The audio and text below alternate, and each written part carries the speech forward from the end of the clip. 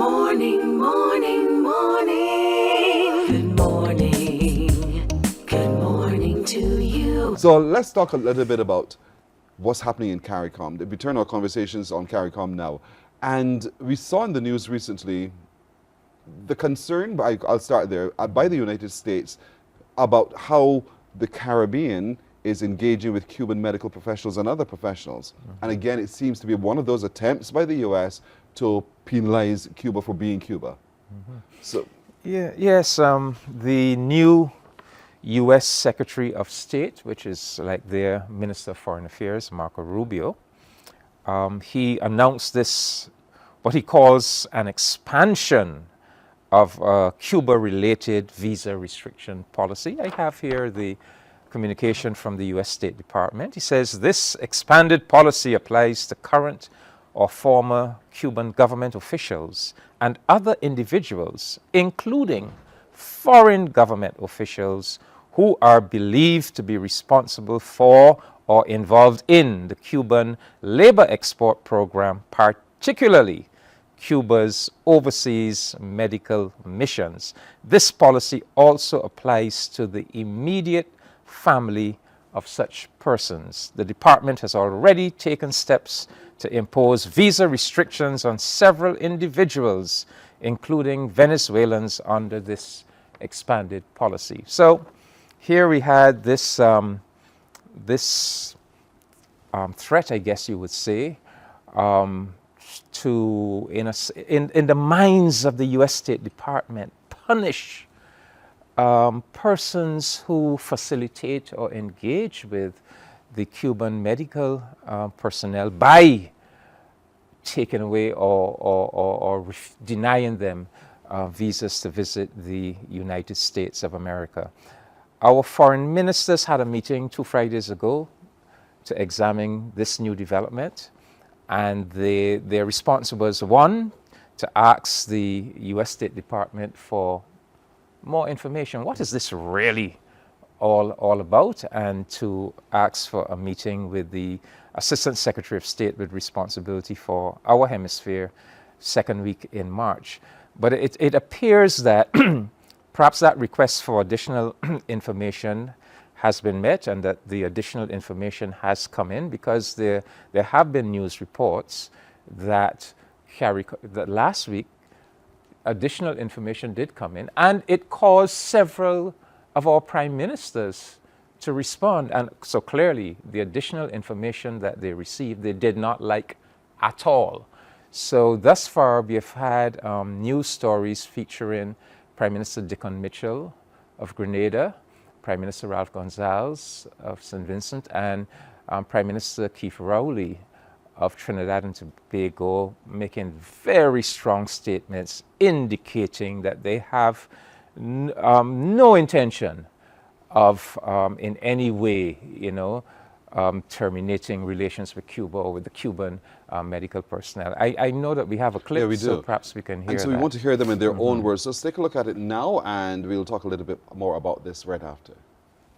Tonight, Caribbean governments have begun receiving formal notification from the United States of its intention to sanction states and government officials which are facilitating Cuba's medical assistance program that has benefited most countries in the region.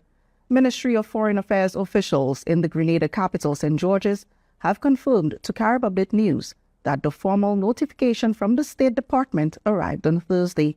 It is believed that other governments in the region have since received this official correspondence. The government of Prime Minister Dickon Mitchell is expected to craft an official response in the new week, but there appears to be some defiance from the administration, whose posture is that Grenada is a sovereign country that will conduct its relations with other states without bowing to such pressure. I think from our perspective, we are clear that we have a legitimate partnership with the people and government of Cuba, who have over several decades provided support to Grenada in the medical field. And I think we know what the realities are with our health challenges in Grenada, particularly for specialist doctors. And so from our perspective, we are clear that the partnership that we have with Cuba is legitimate, and we'll continue to support and defend the partnership. even before the formal notifications arrived. Vincentian Prime Minister Dr. Ralph Gonsalves sounded not too worried about the American threats of sanctions. When this thing came out and that third countries which may be complicit in what they call exploitation of Cuban professionals, and that they will deal with them with visas. They started, well, Ralph and Eloise will lose their visa. Strangely, they credited me because they know that I will prefer to lose my visa than to have 60 poor and working people die. That's St. Vincent's Prime Minister Dr. Ralph Gonsalves. Prior to that, you would have heard Grenada's Prime Minister Dick Mitchell. Strong voices from the Caribbean in support of Cuba, but against this threat by the United States. I mean, Prime Minister Gonsalves put it in the starkest terms. A lot of our CARICOM countries actually depend on these Cuban medical personnel to save lives. Many of them are specialist doctors and that they don't have in their countries. Barbados, we don't depend as much as some others, but we definitely needed them during COVID. And we had something like well over 200 medical personnel come here to help us. But the response of the Prime Ministers does not surprise me. You know, Grantley Adams once said that Bajans have short memories. Yes. Well, it seems that that applies even more to the Americans, because 53 years ago, the CARICOM countries addressed this issue with them when Prime Minister Barrow, Michael Manley, Forbes Burnham, Dr. Eric Williams, when we were newly independent countries, we joined the Organization of American States, and the US and the OAS were saying to our countries, you must not recognize Cuba. Yes. And what did our leaders say to them? They said, look, we are sovereign, independent nations, and we will decide for ourselves what countries we have relations with. And we are telling you that we are going to have relations with our Cuban brothers and sisters. And so we recognize Cuba, and we have had relations for the past 53 years. So, you know, we made our position on this issue very, very clear. But this is all part of this continuing U.S. vendetta against Cuba. You know, it's all about regime change in Cuba, bringing down the current government. And the U.S. has been on this path now since 1960. In fact, there's a very famous U.S. State Department memo by an assistant secretary, a deputy assistant secretary of state, Lester Mallory, in 1960, where they said, look, you know, this Castro revolution is popular in Cuba. There's no real political opposition against it in Cuba. The only way we are going to bring it down is if we make life miserable for the people of Cuba. And so that is where the whole policy of the economic sanctions came from. I mean, the strategy is to make life miserable for the people and to get them to turn on their government. So this is part of that strategy. But it opens a window into the thinking and the belief system of the U.S. administration, because let's examine it, Pearson. This administration has just pulled the United States of America out of the World Health Organization, right? The component of the World Health Organization that services our region is called PAHO, Pan American Health Organization. All of us depend a lot on the medical assistance of PAHO. Now, you have decided that you are withdrawing yourself from PAHO. Whatever help you used to give to PAHO, you will no longer be giving. Mm-hmm. That is going to have implications for us, you know, for the services that we depend on from and assistance from PAHO. But then you say, I'm not even content with that. Not only am I withdrawing from WHO PAHO, but I'm also saying to you that another entity that is providing you with much needed and critical health assistance, you must not access that either. Right. So I'm not giving it to you, and I'm telling you that you must not get it from this source either.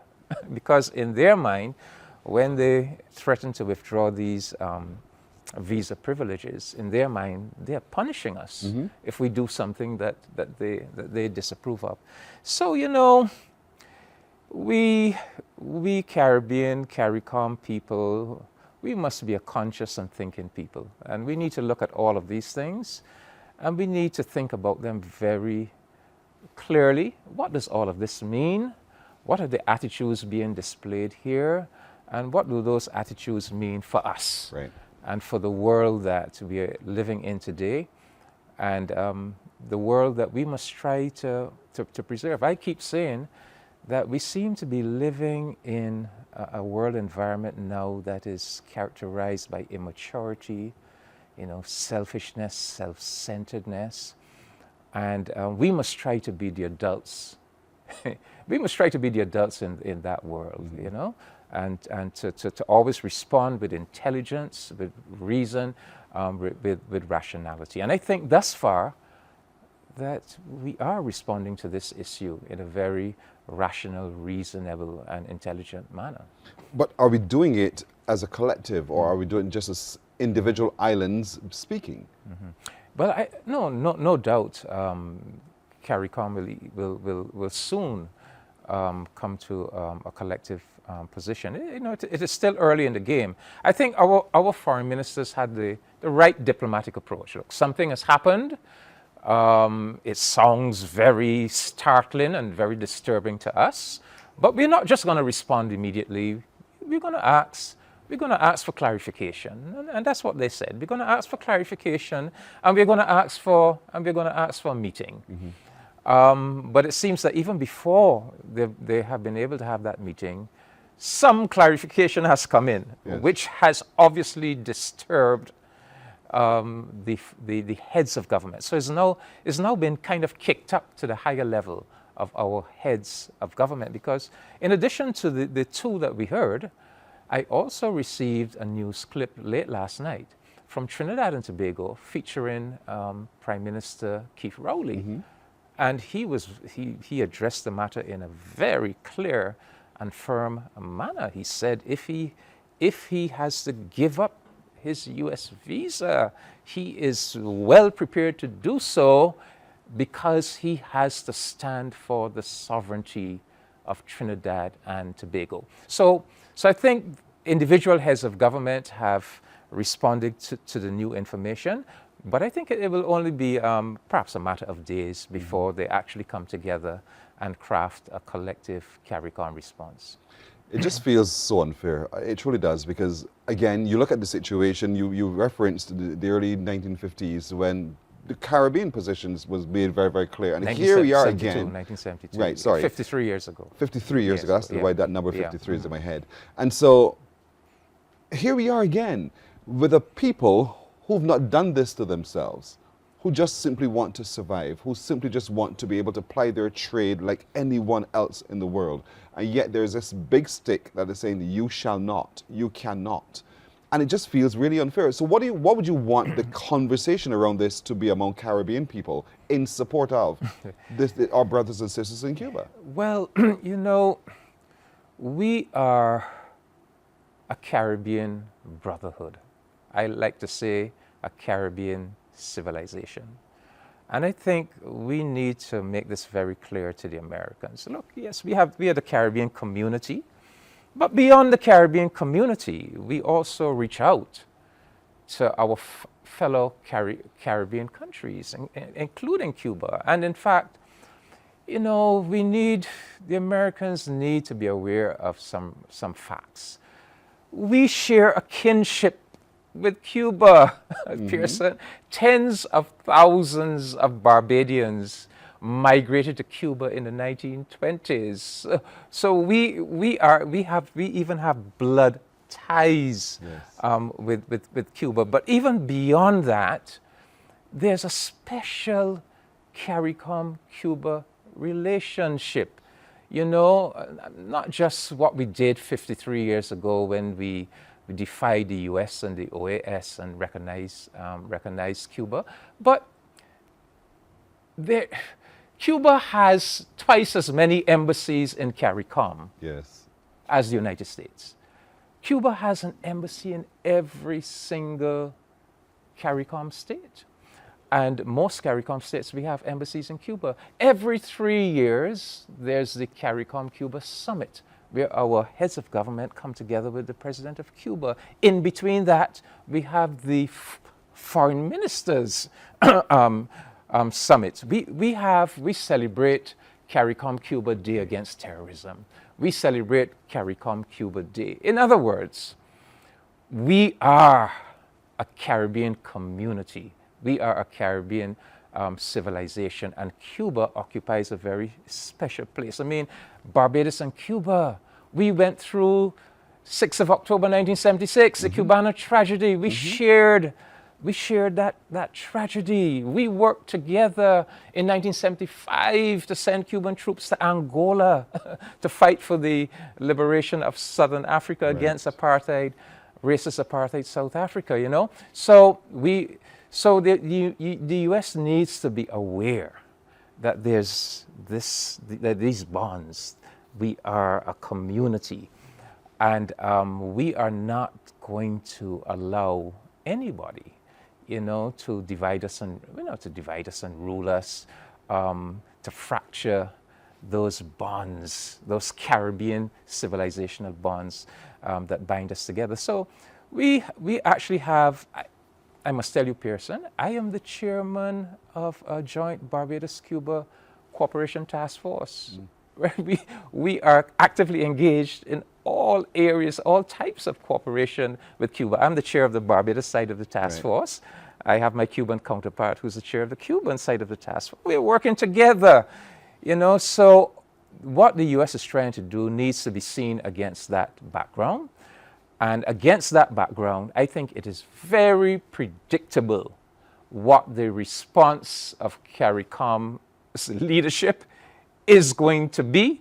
And I think you've heard that response. You've heard it from Prime Minister Mitchell, from Prime Minister Gonzalez, Prime Minister Rowley, and I am confident that that will ultimately be the unanimous collective CARICOM response. It sounds as if, and knowing the United States, a position that is going to be continuing a discussion as well. And so, Ambassador Comissiong, we have to leave it there. But thank you again for bringing to the fore this discussion around that threat by the U.S. to remove, well, to impose restrictions to those who engage with Cuba in adopting support of their medical personnel and more.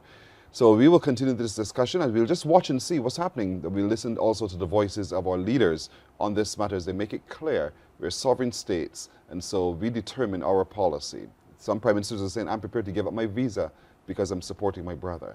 Thank you so much, Ambassador. Thank you, Pearson. You're welcome. Morning, morning, morning. Good morning. Good morning to you.